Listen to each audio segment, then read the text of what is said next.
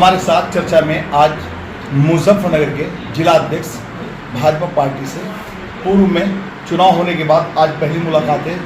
और अब तिरंगा यात्रा जो निकलने वाली है उस पर चर्चा करें। तिरंगा यात्रा किस तरीके से बनाया है,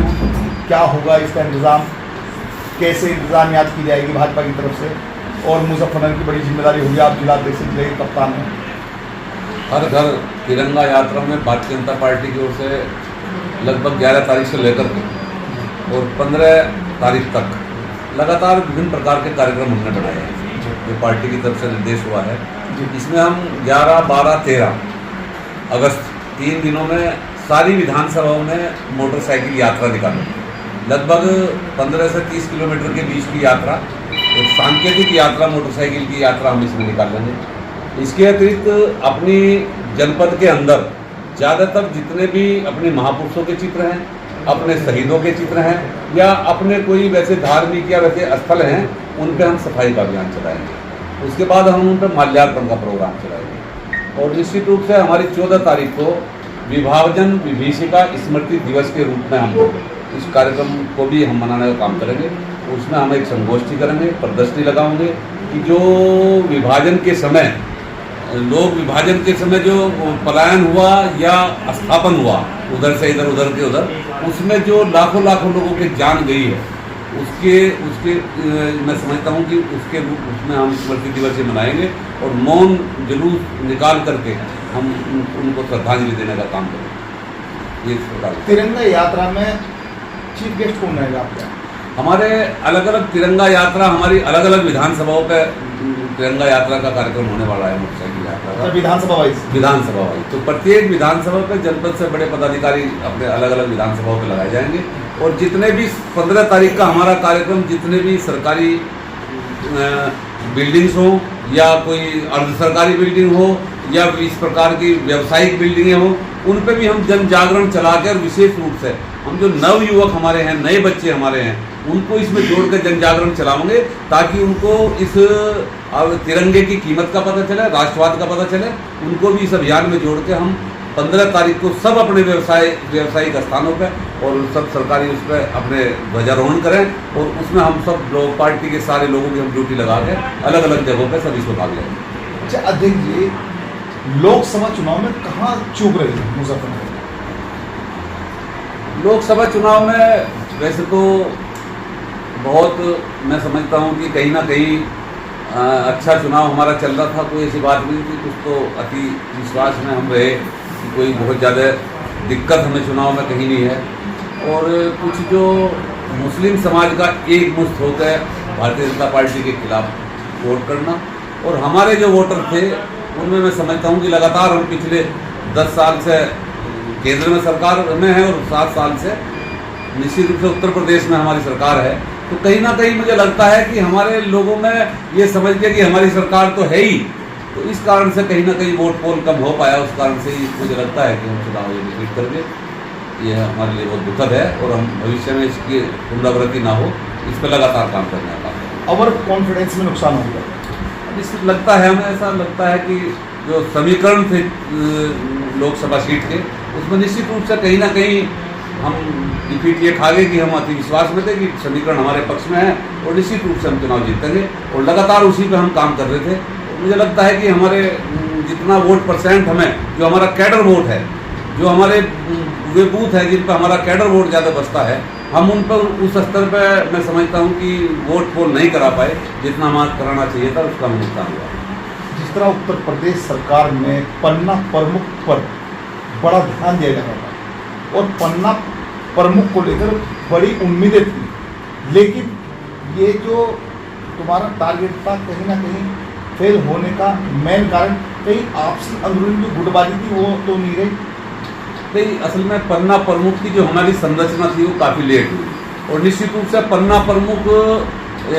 चुनाव की सबसे निचली ऐसी कड़ी है जिस पर और ज़्यादा काम होना चाहिए था और निश्चित रूप से जब हम पन्ना प्रमुख बनाए उसके बहुत जल्दी से समय पहले चुनाव आ गए कि हम उनको प्रशिक्षण नहीं दे पाए, उनको किस प्रकार से उसमें काम करना, तो पूर्ण रूप से हम काम नहीं कर पाए उस पर। तो इसलिए हमारा पन्ना प्रमुख की जो हमारी प्लान थी वो 100% जमीन पर नहीं उतर पाई, उसमें बहुत थोड़ा हम कामयाब नहीं हो पाए। और क्योंकि वो लेट हमारी संरचना तैयार हुई। कहीं ऐसा तो नहीं कि लगातार मुजफ्फरनगर में एक दशक से एक ही प्रतिनिधि काम कर रहा था और उससे आपके कार्यकर्ता या अंदरूनी जो गुटबाजी थी वे कहीं ना कहीं परेशान कर रही उस चुनाव के टिकट अगर संजीव बालियान की जगह किसी और का होता तो कुछ ये भी कहते हैं भाजपा के आपके नेता कि मुजफ्फरनगर में जीत दर्ज हो जाती। नहीं, जो कहते होंगे ये उनकी सोच होगी, लेकिन मैं समझता हूँ कि संजीव बालियान 10 साल तक यहाँ सांसद रहे और इससे पूर्व में भी मेरा राजनीतिक जीवन भी 35 साल का लगभग हो गया है। बहुत सारे सांसद मैंने उस समय से देखे हैं, ऐसा कोई सांसद अभी तक नहीं आया जिसका विकास पे इतना ध्यान हो, जिसने जनपद के अंदर इतनी सड़कें बनवाई हो, रेलवे के दोहरीकरण, इलेक्ट्रिसिफिकेशन और अन्य जो हमारी चाहे बिजली की सारा इंफ्रास्ट्रक्चर हो और चाहे लगातार लोगों से संपर्क की बात हो। ऐसा सांसद ना पिछले समय में आया और मुझे लगता है भविष्य में भी इतनी मेहनत कोई नहीं कर पाता राजनीतिक क्षेत्र में। वो लगातार लगे रहे, लेकिन हो सकता है कुछ लोगों को लगता होगा, कुछ लोगों को ऐसा लगता होगा कि भाई यही प्रभावी है, इस नाते हो सकता है कुछ लोगों के मन में ये बात हो, बाकी तो इससे अच्छा सांसद नहीं हो सकता। जैसे कि सोम संघी ठाकुर बिरादरी की नाराजगी, त्यागी बिरादरी की नाराजगी, ये भी नुकसान का बाइस बनाया गया। नहीं, नाराजगी मैं समझता हूँ कि जिस प्रकार का विषय उधर से आया था, आपने भी सब देखा, वो उस प्रकार का हमें कोई नुकसान तो पहुँचा नहीं पाए, लेकिन कहीं ना कहीं हमारी ये कमी रही होगी कि हम उतना वोट पोल नहीं करा पाए। नहीं तो ठाकुर बाहुल गाँव में भी, जितने भी ठाकुर बाहुल गाँव में तो उन्हें भारतीय जनता पार्टी से जीत पाई है। और निश्चित रूप से जो आपने नाम लिया, तो सरदाना विधानसभा से विशेष रूप से उनका ताल्लुक था।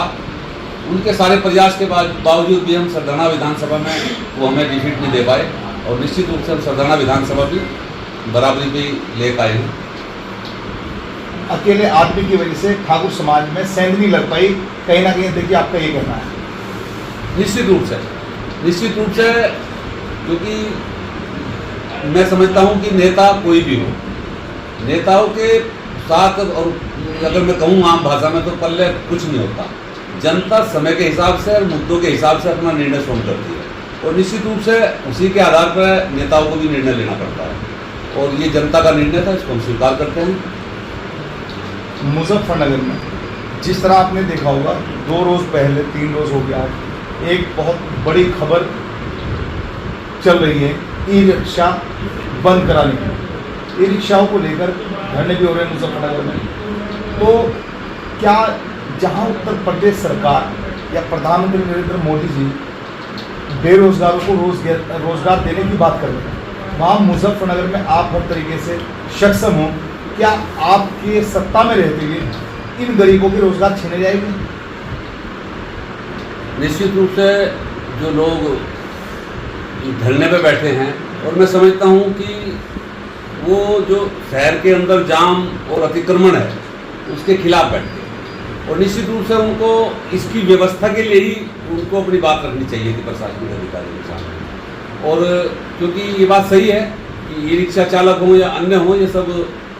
वो लोग हैं जो हैंड टू माउथ हैं, जो लगातार कमाते हैं और खाते हैं, तो निश्चित रूप से उनके कारोबार को बंद नहीं किया जा सकता और ना बंद करना चाहिए। इसमें व्यवस्था बनाई जा सकती है, रूट पे शहर के अंदर जाम ना हो, इस प्रकार की व्यवस्था जो ट्रैफिक पुलिस है हमारी, उसके द्वारा की जा सकती है कि अमुक रूट पर जिस प्रकार से भी व्यवस्था बनावे, लेकिन किसी के रोजगार को छीनने का ना हमारी कोई मंशा है और ना ही हम उसको समर्थन करते हैं कि किसी के रोजगार को छीना जावे। और निश्चित रूप से उनको व्यवस्थित करने का काम निश्चित रूप से करें ताकि उनका काम भी चलता रहे और अन्य में भी कहीं बाधा ना आए।